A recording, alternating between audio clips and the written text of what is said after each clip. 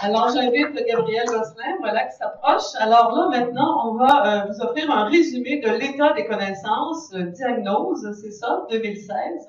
Alors, Madame Gabrielle Gosselin, elle travaille en limnologie pour l'Association de la protection de l'environnement du Lac-Saint-Charles et des Marais du Nord, donc pour l'appel. Alors, Madame Gosselin, voilà, vos images sont déjà là, c'est très bien. Oui, vous pouvez les avancer avec ce petit bouton-là, je pense. Bonjour. Moi, je vais vous parler de la diagnose de 2016, dont le rapport devrait sortir prochainement.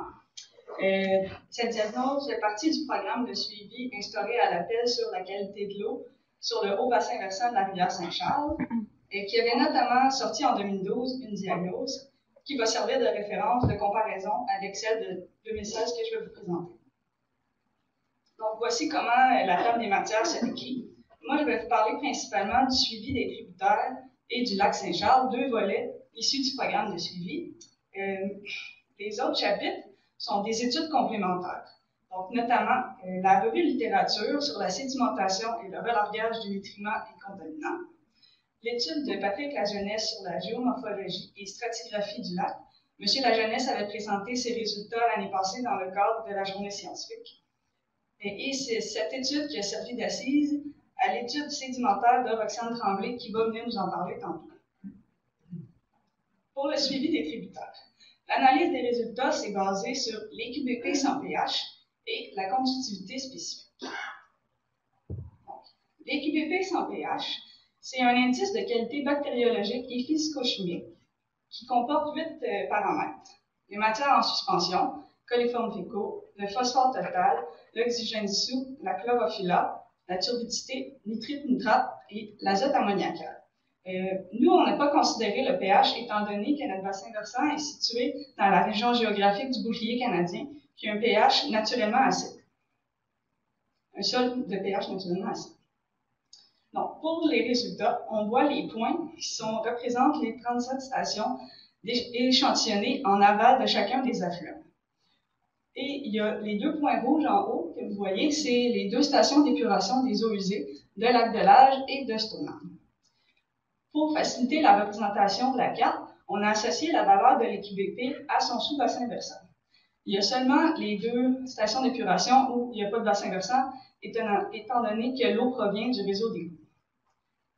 Eux, ils ont une valeur d'EQBP très mauvaise à cause des fortes concentrations en azote et en phosphore. Pour ce qui est des autres résultats, on voit que les EQBP qui sont de qualité douteuse à mauvaise sont situés le long du chemin de la Grande Ligne, la rue de l'Age et l'avenue du lac Saint-Charles.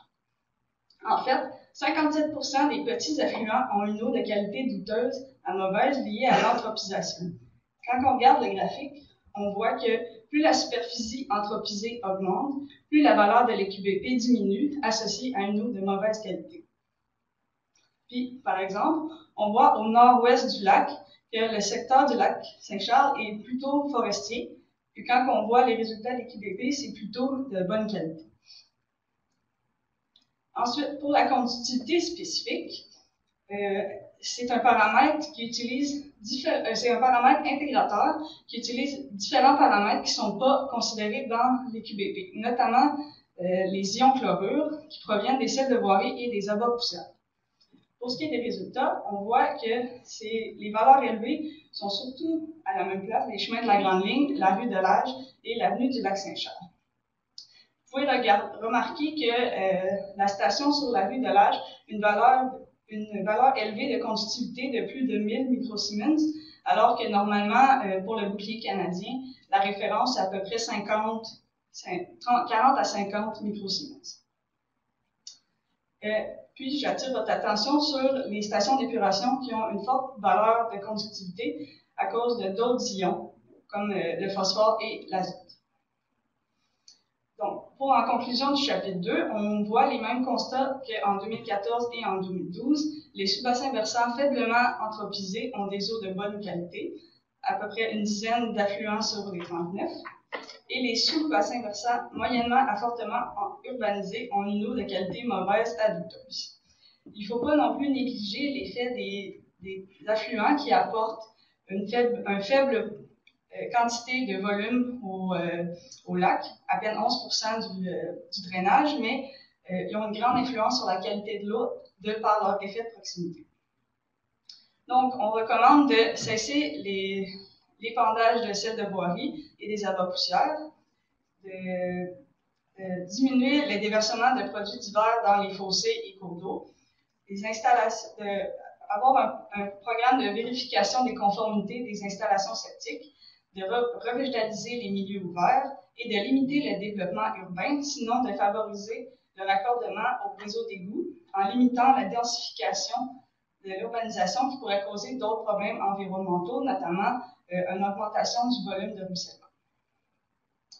Pour la diagnose du lac, les résultats vont vous être présentés sur les bandes riveraines, les herbiers aquatiques et l'état trophique du lac. En 2012, il y avait 43% des bandes riveraines qui ne remplissaient pas leur rôle de filtration des éléments nutritifs, de freiner le ruissellement, d'ombrage sur les écosystèmes aquatiques et d'habitat faunique. Suite à la réglementation instaurée en 2013 sur la renaturalisation des berges du lac, on avait demandé aux riverains de végétaliser les rives. On a remarqué en 2016 qu'il y avait 29 propriétés qui avaient ajouté des végétaux. Mais il est encore trop tôt pour constater l'impact de la renaturalisation, étant donné que les plants n'étaient pas assez jeunes pour remplir correctement leur rôle de bande riveraine. Pour les herbiers aquatiques, en 2012, on avait remarqué une augmentation de 40% de l'étendue des herbiers aquatiques, et en 2016, on voit qu'il y a une stabilité, c'est environ le même pourcentage. On retrouvait en 2016 27 espèces, dont plusieurs espèces sont des espèces qui préfèrent des milieux eutrophes ou méso-eutrophes, notamment le mériophile à épi. Une espèce exotique envahissante, on avait vu en 2012 une augmentation de 33% et en 2016, une stabilité à peine 38% de recouvrement. L'élodie du Canada, une espèce indigène à potentiel envahissant, avait été identifiée en 2012 et en 2016, on voit que son étendue n'a pas augmenté. Pour ce qui est de l'état trophique du lac, les différents indicateurs physico-chimiques de la colonne d'eau, si on regarde seulement ceux-là, on peut voir qu'ils pourraient qualifier l'état trophique du lac plutôt méso-eutrophe. Et quand on implique les indicateurs biologiques, comme la présence d'espèces exotiques envahissantes ou une augmentation de la densification des espèces, on voit qu'on classerait plutôt le lac dans l'état méso-eutrophe. Tout comme en 2012, on l'avait identifié méso-eutrophe. Donc, en conclusion, les bandes riveraines se sont légèrement améliorées. Les herbiers aquatiques, on a remarqué une stabilité par rapport à 2012. Et l'état trophique, on le maintient à méso-eutrophe, tout comme en 2012. Les recommandations sont de s'assurer de la réglementation des bandes riveraines soit respectée et de conserver les rives à l'état naturel. De réduire les apports d'éléments nutritifs et les autres contaminants en limitant l'urbanisation. En s'assurer d'un bon fonctionnement des installations septiques et d'évaluer le raccordement à certains secteurs et d'évaluer la possibilité de raccorder les usines d'épuration en amont du lac. Merci.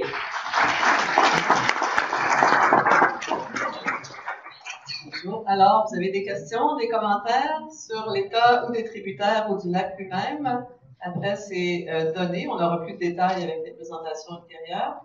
Vous dites que 29 propriétés ont recommencé, ont végétalisé depuis autour du lac, proprement dit. Oui, c'est ça. En 2016, il y a 29 propriétés, on a remarqué une augmentation de la bande riveraine. Des fois, il y avait quelques végétaux, des fois, il n'y en avait complètement pas de bande riveraine d'abord. Puis là, il y avait végétalisé. Et sur un ensemble de combien de propriétaires? Environ 200 propriétés.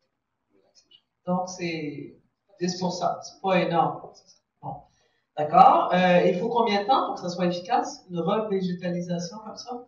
Combien d'années? Parce que vous dites qu'en 2016, c'est encore trop tôt pour voir la différence. Bien, ça prend au moins 3-4 ans, je dirais, pour vraiment augmenter suffisamment pour que ça soit bien implanté, le plan.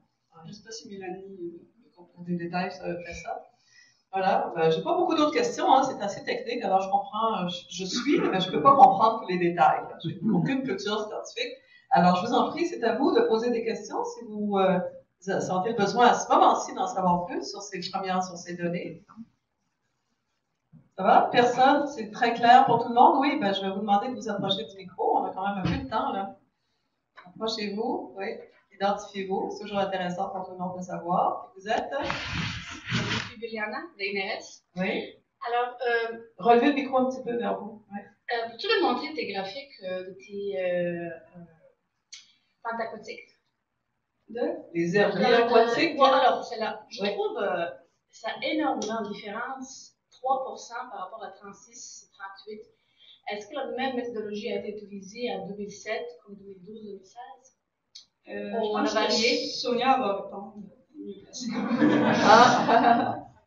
J'aurais dû demander là-bas. En fait, oui, on a employé la même méthodologie, celle-là qui est discutée par le ministère de l'Environnement.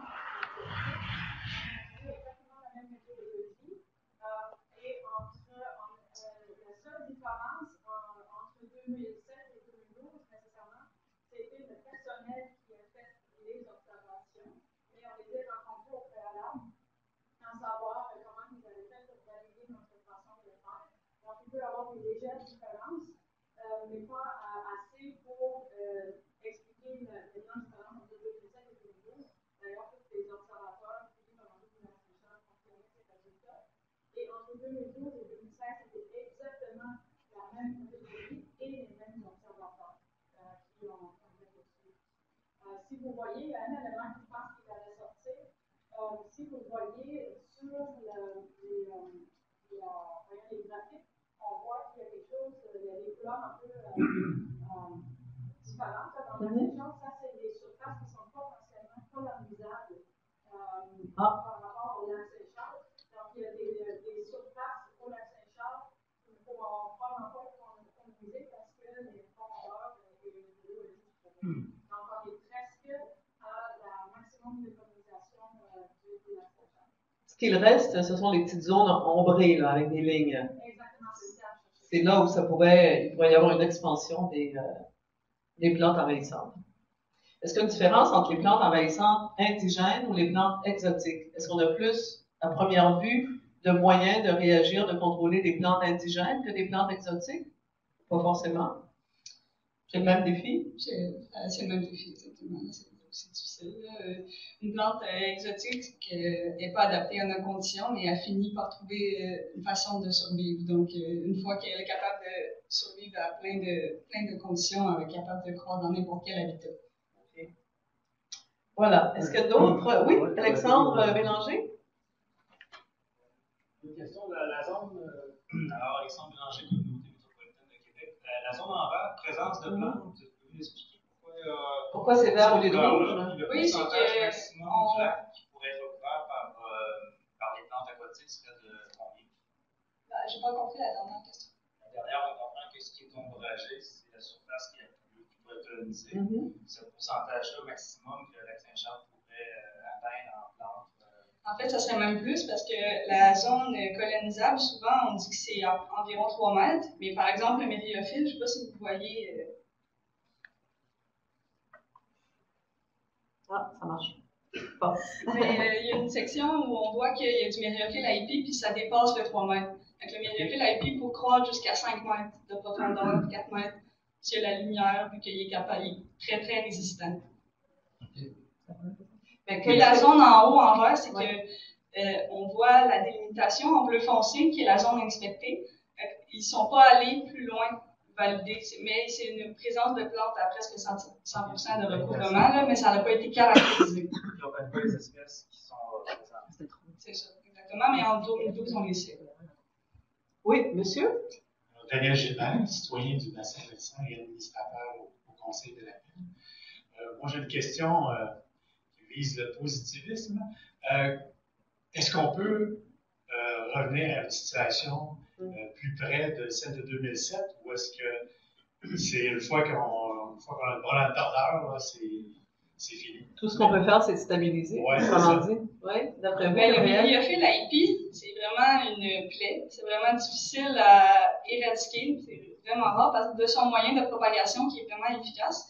Quand on la fragmente, par exemple, par des hélices de bateau, des petits fragments, c'est capable de s'implanter et de créer un nouvel individu complètement. C'est pour ça que non plus, la solution, c'est pas de les arracher parce on va manquer des petits morceaux, puis ça va quand même créer des nouveaux individus. Une fois que c'est implanté, c'est très, très difficile de l'enlever. La stabilité, ça serait quand même difficile aussi, mais il faut voir avec les années.